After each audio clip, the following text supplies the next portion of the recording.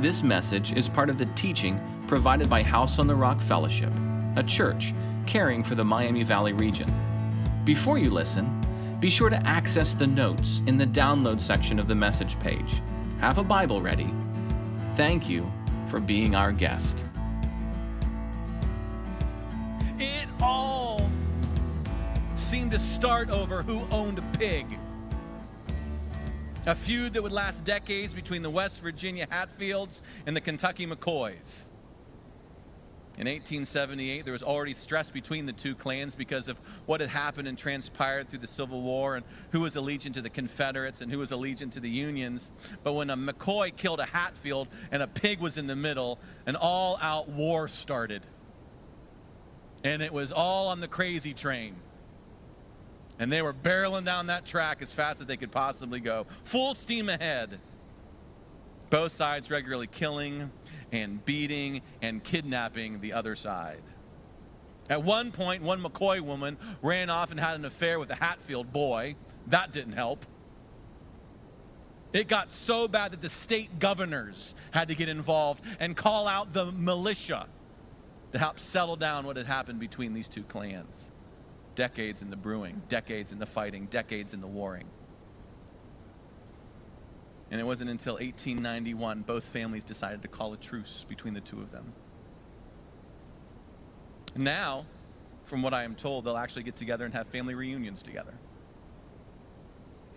And in 2003, both sides appeared on Family Feud.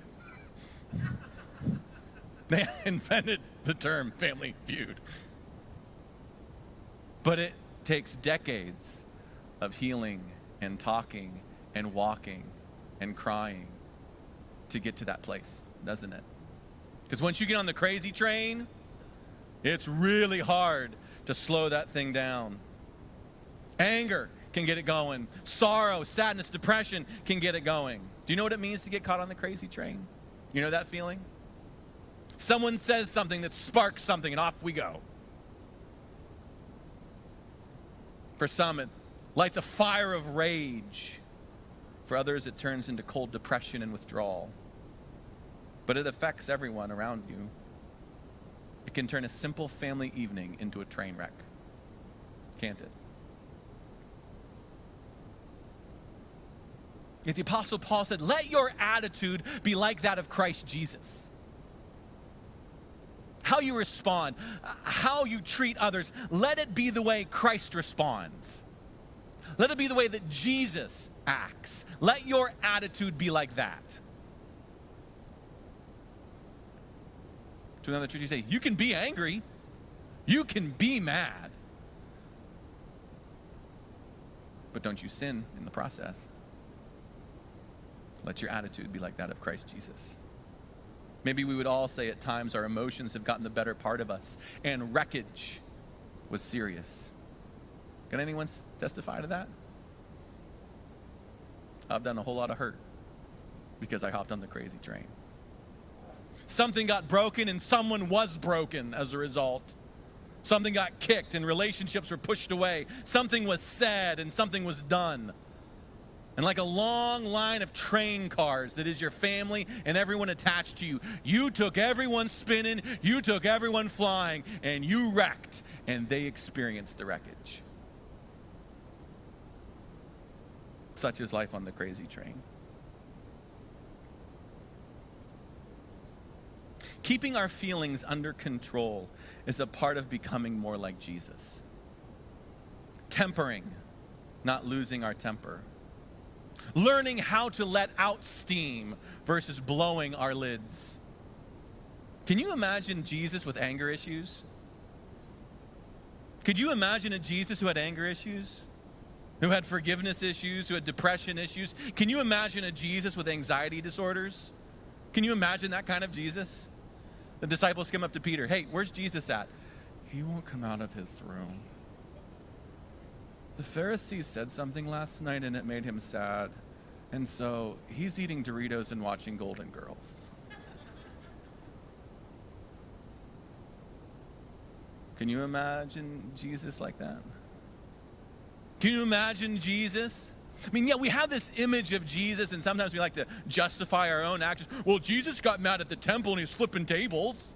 Yeah, that's a very specific prophetic act, and Jesus was doing a very specific thing. I would not compare what you just did with what Jesus has done.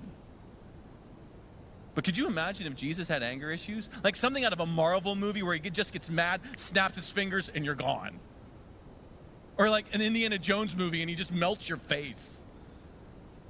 Could you imagine Jesus with forgiveness issues? Jesus, please forgive me. No. I know what you did. I know what you said. Can we be thankful that Jesus doesn't have forgiveness issues? I know, right? We just finished a 7-week study on physical healing, letting God heal the physical parts of us. And there's place for that in the story of God. But much of what we experience from a physical level oftentimes is rooted in internal emotional struggles and strains that were rooted decades ago. So what if we took 3 weeks just to slow down a little bit?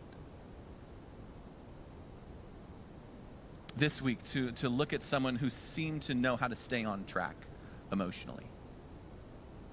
We're going to look at Psalm 42 and learn from this person.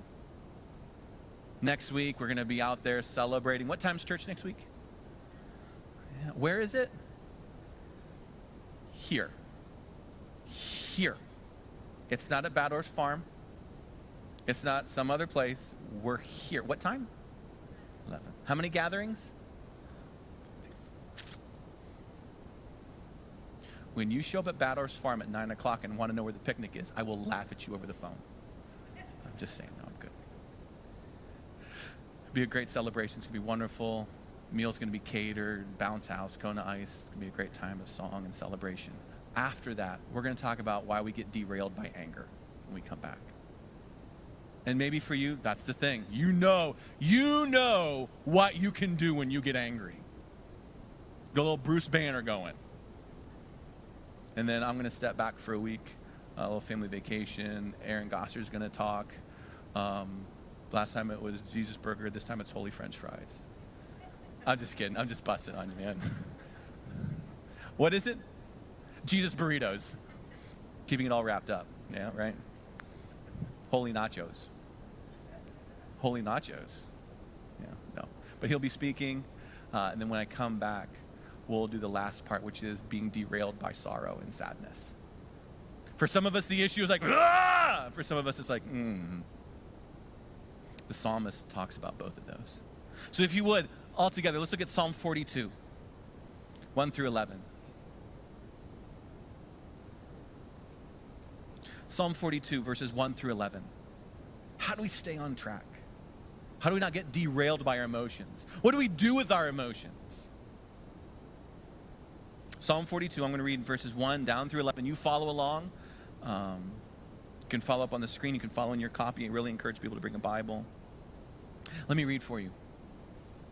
As a deer pants for flowing streams, so pants my soul for you, O God. My soul thirsts for God, for the living God. When shall I come and appear before God? My tears have been my food day and night, while they say to me all day long, where's your God? These things I remember as I pour out my soul, how I would go with the throng and lead them in procession to the house of God with glad shouts and songs of praise, a multitude keeping festival. Why are you cast down, O my soul? And why are you in turmoil within me? Hope in God. I shall again praise him, my salvation and my God. My soul is cast down within me. Therefore I remember you from the land of Jordan and from Hermon, from Mount Mizar.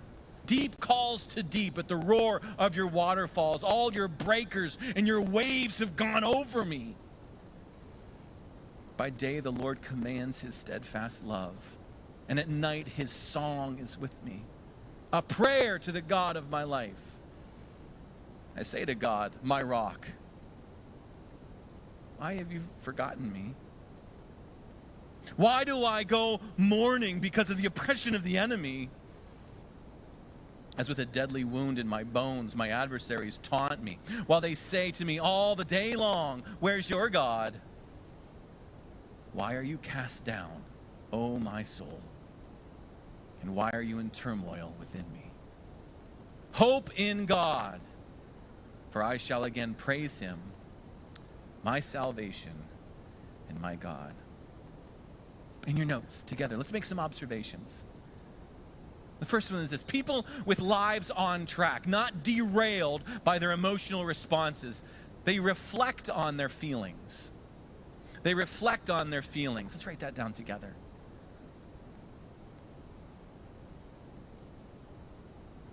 Did you notice twice repeated in this poem, the same two lines, verse 5 and verse 11? Yes, why are you cast down, O my soul? It says it twice. Okay? In their custom, in this poetry, that's a way of drawing our attention. It's not bad writing. It's his way of saying, this is what I want you to get. This is what I want you to notice. They don't allow their emotions to drive them. This person has learned to reflect on, to think about. Their mind rises above to look upon the current situation. Why do I feel this way? Why am I sad in this moment? What has truly, actually upset me? What has triggered this in me? We're not saying that our emotions don't belong, but they certainly don't belong in the engineer chair of the train. I have sons that want to drive. None of them are allowed to drive. Okay? That was good. I didn't do that one, but that was good. My sons are not legally allowed, capable, have permission. I am not going to go to Jackson after church and say, hey, Jackson, why don't you drive the family home? Let's all pile in the car. Jackson, you've never been in this seat before. Jackson, you can't even reach the pedals. Jackson, you drive us. It will go great. In fact, I want you to take us on 75. See how fast you can get this thing to go. Jackson does not belong there. Your emotions do not belong in the driver's seat of your life. I'm not saying there's not a place for emotions on the journey, but they certainly should not be deciding how fast we go and where we go and what we do. Why must we think first? Because truth is, you already think first. The reason you feel what you feel is because you think what you think. We are prone to project the responsibility of our emotions on the situation around us. We pass the buck. He makes me sad. She made me angry. They did this. They said that. As in, the situation happens, my emotion kicks up, and then we deal with the carnage. What we need to realize is the reason you feel the way you feel is because you think the way that you think. Let me illustrate it very simply. Imagine I have a garden hose, just a simple garden hose, a little coil of garden hose. And I'm going to pick up the garden hose. I'm going to walk over in front of all of us. I'm going to set that garden hose at my wife's feet. Okay? Okay? What is my wife's emotional response going to be to the garden hose? Nothing. This is a garden hose.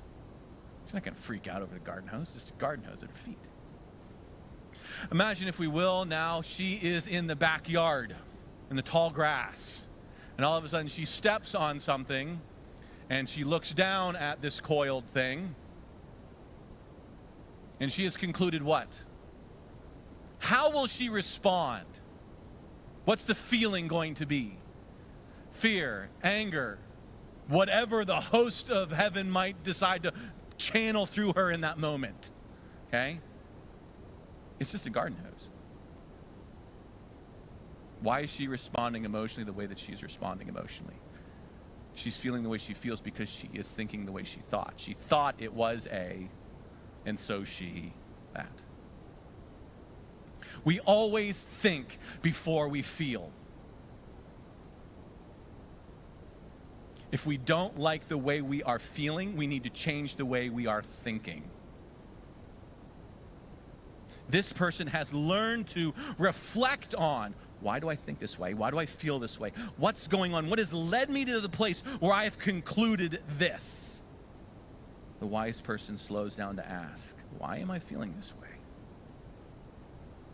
So let's imagine, then maybe this is a situation, a scenario that some of you have walked in, and unfortunately maybe some of you walk in on a daily basis. The day has beat the snot out of you. Work has beat the snot out of you. Reality has beat the snot out of you. Emotionally, you got nothing left. Mentally, you got nothing left. You walk in already ready to snap. You feel it boiling up. And the kids are just playing. The kids are just doing what kids do. Okay? They're just being kids. Laughing, enjoying.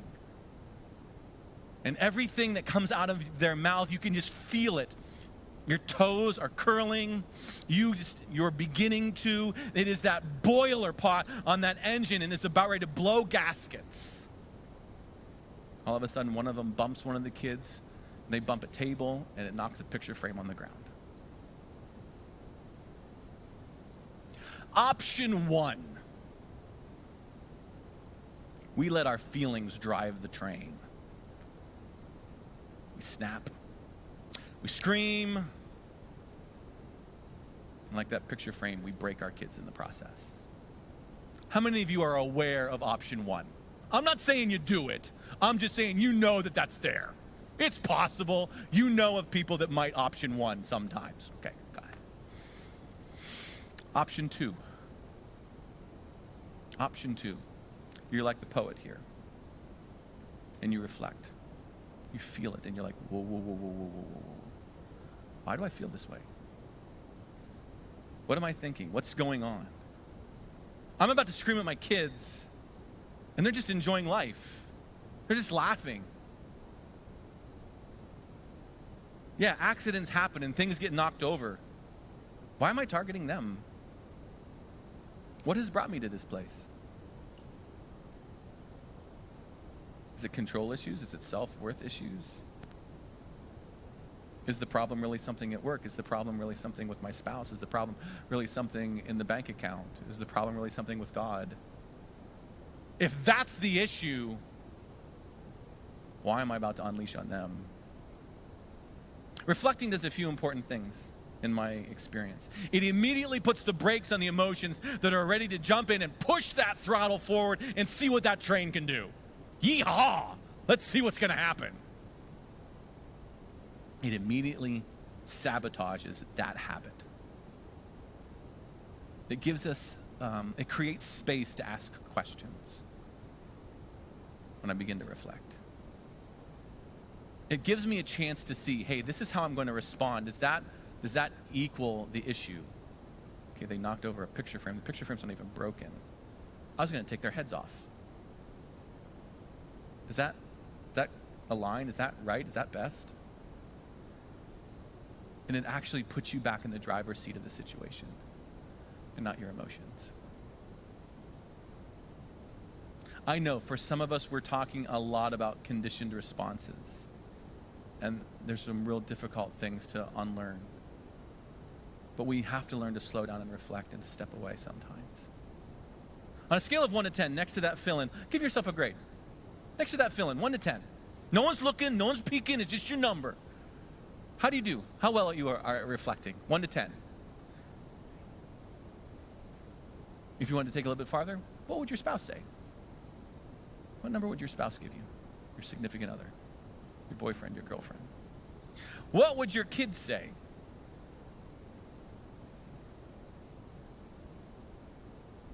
Would they be afraid to say? Another observation, people with lives on track who don't get derailed by their emotions, they know how to express their feelings. They know how to express them. Let's write that down together. If you're online, maybe write that down on a piece of paper. Express their feelings.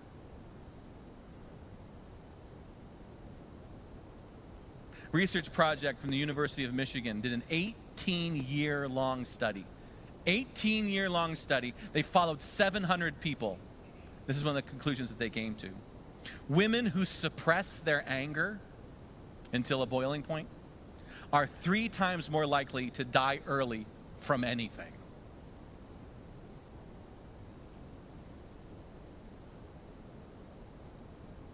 Now, maybe some of those who've learned how to express their anger, other people die. So maybe this is a sword that cuts both ways. But they did. Women who suppress the anger, keep it down until things explode, they are 3 times more likely to die from anything. This poet, this person, has learned how to express. Look at some of the language. If you just to go through, to survey through, and let me just listen. In verses 5 and verse 11, they say, I'm in turmoil. In verse 9, I feel forgotten. In verse 4, I pour out my soul.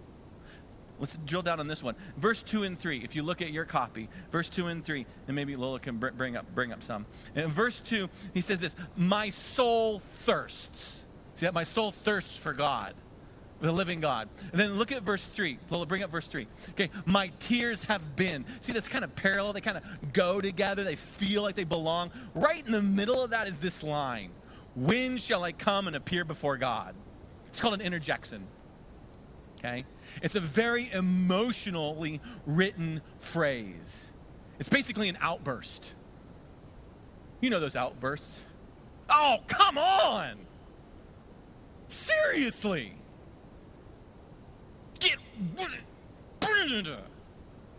How many of you are familiar with that? You have a language all your own, right? This person has learned how to express their feelings. For some of us, the first part is the challenge. For some of you, reflecting on emotions is your challenge. For you, you feel it, you share it, right? There's no gap in the middle. I feel it, I'm going to share it. I'm angry, you'll know it. I'm sad, you'll know it. There's no gap in there. You need to learn how to slow down and reflect on. For me, reflection is easy. Where'd my stool go? Oh, I could reflect all day long. And it looks like this.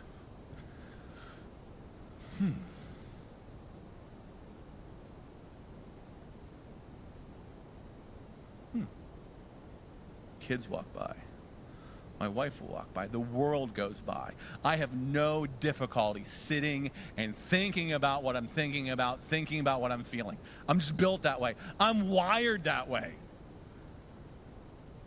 It has to do with my personality. I have a feeling, and then all of a sudden, a switch goes, ka-ching. Well, let's think about that. Let's talk about that. It's just the way I'm built. Not all of you are built that way. You know what's hard for me? Point number 2. Expressing my feelings. That's hard. Thank God for a patient wife. There's been times like I am caught in the middle trying to process this emotion, this feeling like a rainbow cat riding on a unicorn. I don't know what to do with it. And I'm just like, like some caveman that got stuck in the 21st century. What is that? And I grunt and I groan and I drool. And she will ask me polite questions. She not nagging, she not being mean. She just wants to know, hey, are you okay?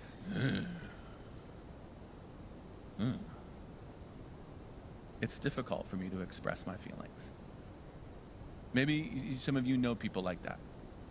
Any of you know people like that? Gosh, I love the spouses just looking and staring at each other like, oh, we're talking about this today.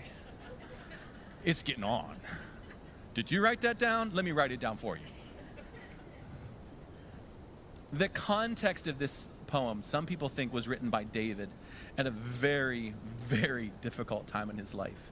He had failed to come to the defense of his daughter when one of his daughters was raped by one of his sons. And David, lots of wives, this was another problem, okay? Lots of kids, lots of half-siblings. The brother to the girl went and took his brother that raped and killed him. And then basically staged in a coup and chased David out on his own. Talk about emotional baggage. Talk about issues.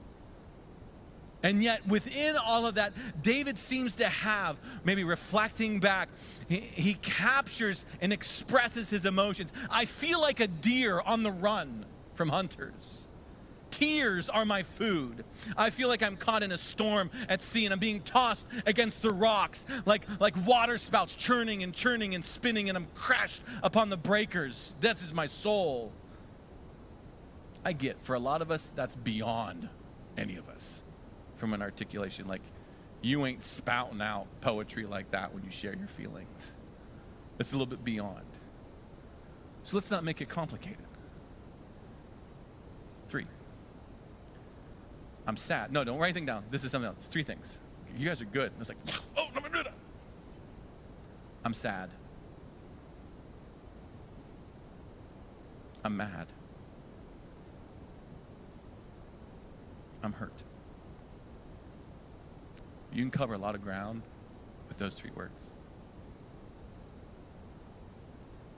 And you welcome in a whole lot of grace from God and through his church if you learn those 3 words. How are you? Sad. All right, thank you. How are you? Mad? Okay, thank you. I'm hurt. This hurts. They hurt. That hurts. What we don't ever want to do and must resist the habit of continuing is misrepresenting how we were really doing. How are you? Oh, you guys, you knew it was coming, right? I'm fine. While on the inside, you are this tumultuous storm. You are water spouts billowing. You just feel like you're drowning. There's anger, there's rage, there's depression, there's anxiety. All these, the last thing that you are is fine. And so you will lie. You have chosen the path of lying because that always makes it better.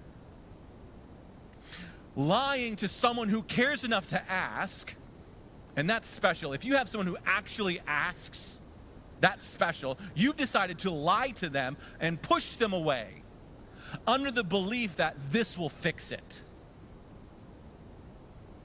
Let me illustrate it for you.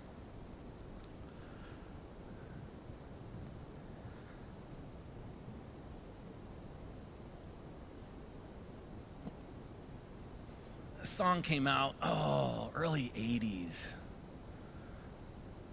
Praise song. It goes like this. Maybe you'll recognize it.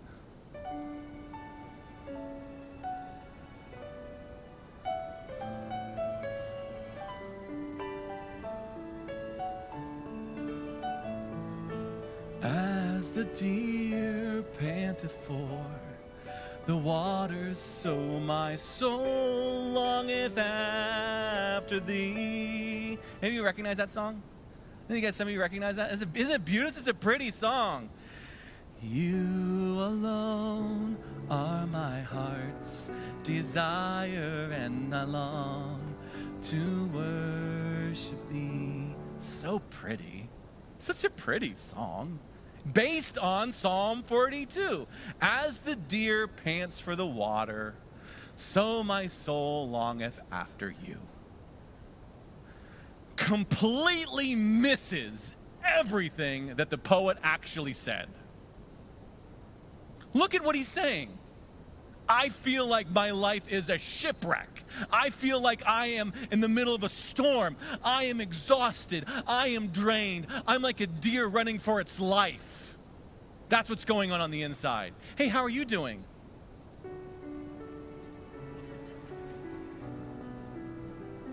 Just happy to be in the house of the Lord. How are you? I'm fine too. I'm so glad that we're fine. In reality, how do we feel?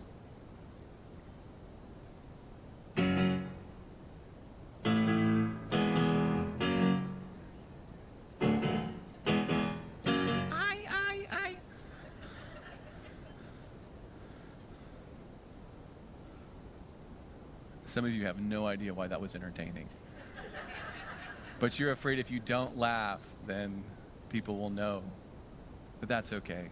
it was Ozzy Osbourne, and he did bite the head off of a bat. And some of you have already decided to email me after church about how irreverent I am. And I'm okay with that. Go start your own church. All right, that one was too far. But that's how I feel. I feel, I hurt. This poet has learned to express that. Scale of 1 to 10, how are you at expressing? Rate yourself. I'm terrible at it. Moms, stop badgering your kids. They know they need to grow in this area. What would your family say? What would your friends say? How rich would they be if you said fine every single time? Well, they got a nickel every time you said fine. How are you? This poet says, my soul is cast down. I'm sad. Third thing, write this down. People with lives on track, not derailed by their emotions, direct their feelings to God. They express their emotions, but they direct the energy, the force, the target is God. Direct their feelings to God. If you look at verse 6. Lola, could you bring up verse 6 for us?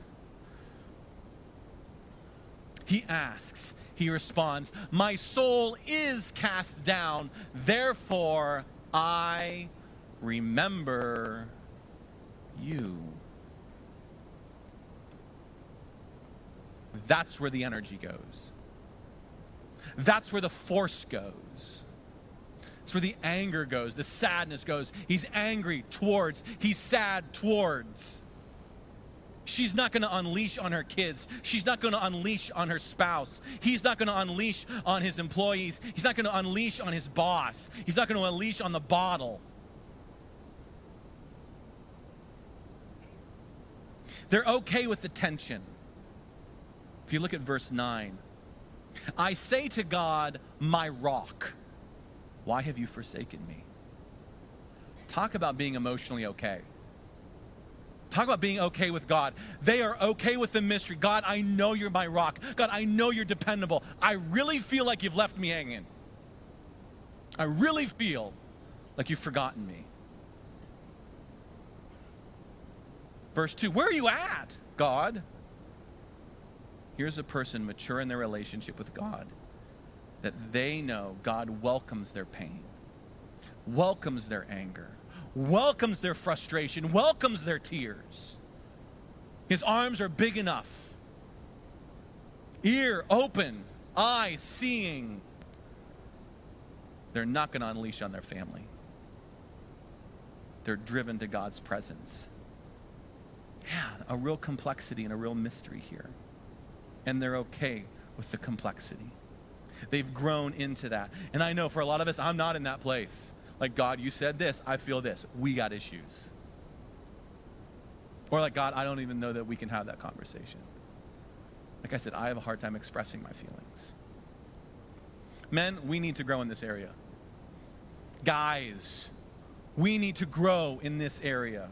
She is not your emotional punching bag because you haven't grown up yet. Your kids are looking to you to know how to respond in the situations of life. I don't know if my dad was good at this. I don't know. I like to think, and I believe that my dad's probably better than most dads. I do know that whenever dad got real close to real emotional, volatile moments, he would leave. He would just get in the car and he would go. For not for like days or weeks, just for a couple hours. Why? He had a dad that when his dad got mad, he would bang his head off of a wall. And my dad did not want to be that. And he really valued the relationship he had with his kids. But while at the same time, I didn't get to see dad work that out. I didn't get to see dad like that. And so I struggle at times when I have certain emotions, when I have certain feelings of knowing. So for me, hey, thanks be for a very patient wife. I'm sad. That's what I can do right now. I'm mad. That's what I can handle right now. But the energy is directed towards God. God, we need to talk about this.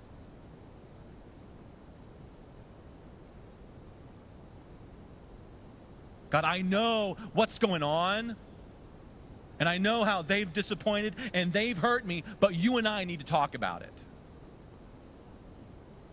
It's directed up. Send it up before you blow up. Outward becomes wrath, inward becomes depression, and we'll talk about those in a few weeks. But let me ask you, who gets the brunt of your pain?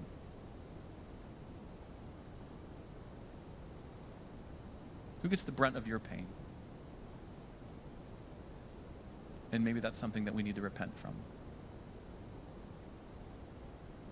Fourthly, people with lives on track, not derailed, help others grow. They commit to help others grow. Very beginning of this psalm, there's a header. It's a description. The Maskil, the sons of Korah. Maskil, M-A-S-K-I-L, means poem of instruction. It's a teaching poem. It's meant to guide people, to remind them of a story, a context, to teach them relationship, to teach them how to maneuver certain things. The poet had enough emotional maturity to say, you know what? I want to help other people go through what I've gone through. Here are words to help them articulate what I was feeling. And so it would be passed on and passed on and passed on. Parents, we must get this figured out. Do you hear me? Grandparents, if you got kids that are watching, you need to get this figured out. Because they will do exactly what you do. They'll do it better, though. They will do exactly what they've seen you do. They'll just do it a whole lot better. Because you modeled it for them, and then they get to practice it. Which means for you, if that means because you don't know how to deal with the pain, you numb it with a bottle, oh, they'll take that to varsity. If you don't know how to, and so you suppress it and you bury it, you'll never know what they're thinking. You'll never know what they're feeling. Because they saw you not work through it. And they just learned how to do it better. But that crazy train always catches up with you. If you have a habit of screaming, don't you dare get mad at them when they scream back. That's what you taught them to do. That's all. God has hardwired this discipling relationship between parents and kids. Now, it's there for our benefit, right? It's there so that the kids learn how to maneuver certain things. They look for that modeling. It's a natural exchange. So we have to learn how to leverage that, which means we have to learn how to deal with our emotions. Start reflecting, start expressing, start directing. Here's a couple suggestions on how to get things on track and how to stay on track. On the bottom of your notes, there's a set of train tracks. White box on the top, white box on the bottom, 2 rails. Top rail, put think. Bottom rail, put worship. Think and worship.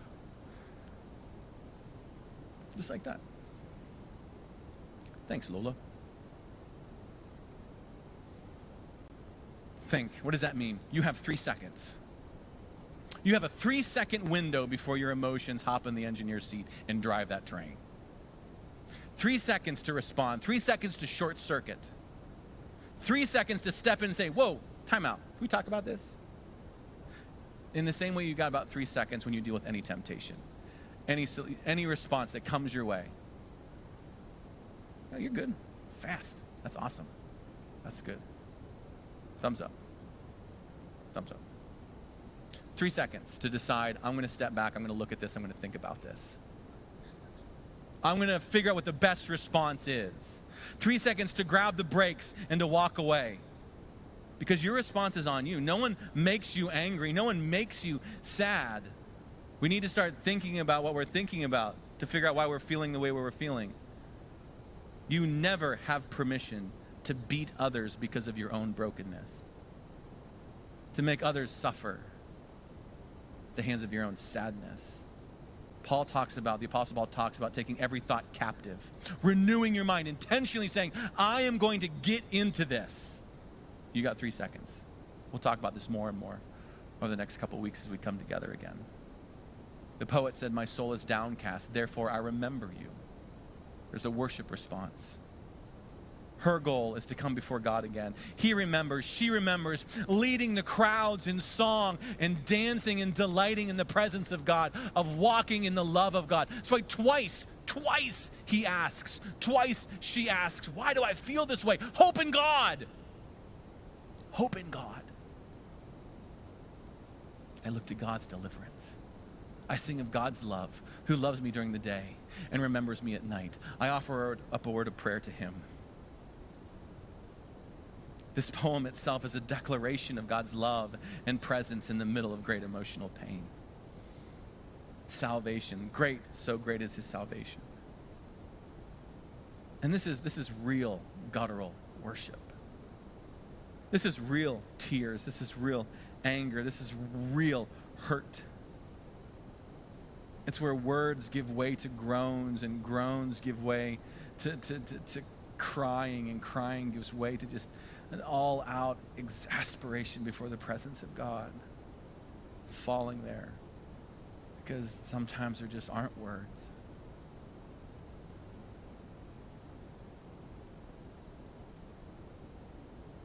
Reflecting. Expressing. Directing. Helping. Your days don't need to end in train wrecks. And your family doesn't have to suffer. We can get to a place of both healing and praise. So let's learn how to get that train back on track. 2 options for you. 2 options. The first one is that connection card, that communication card. Tear that off. Everyone tear it off. Just rip. Healthy expression of anger. Rip. How dare he say those things to me? Rip. Ozzy Osbourne, seriously? Rip. What kind of church is this? It's a real one. For you, the greatest expression of courage and bravery this morning is simply writing down your name and writing down the word train wreck and putting that in the basket as it goes by.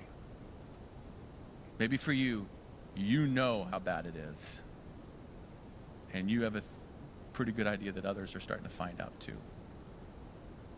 And so for the sake of your kids, write down your name, write down the word train wreck. We can get through this together. We'll sit down, we'll pray, we'll start to talk, work through this. Another option, come on up, grab a stone, let's put it up at the cross, and let's take some ownership. Let's enter into the conversation with God. God, I feel this way. I will hope in you.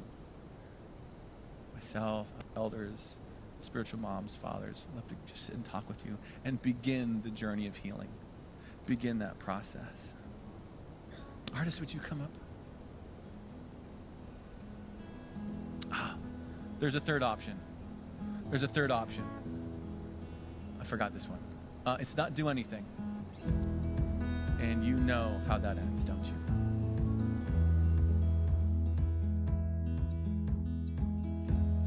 Thank you for sharing your time with us, and we'd love for the journey to continue. If you're a guest, would you consider reaching out to us? We would love to come alongside and encourage you in any way that we can. If you're someone who's joined us today and you are desperately reaching to find hope wherever you can, again, Jesus came that we would find hope. You can find hope today. If you want to send us a short note, a member of our Hope team would reach out quickly, promptly, to come alongside and see what we can do to encourage you in whatever storm you might find yourself in. That's why Jesus came. That's why we're here. Jesus said there's 2 ways to live your life, and a wise man, a wise woman, builds their life on Jesus' instructions. God bless.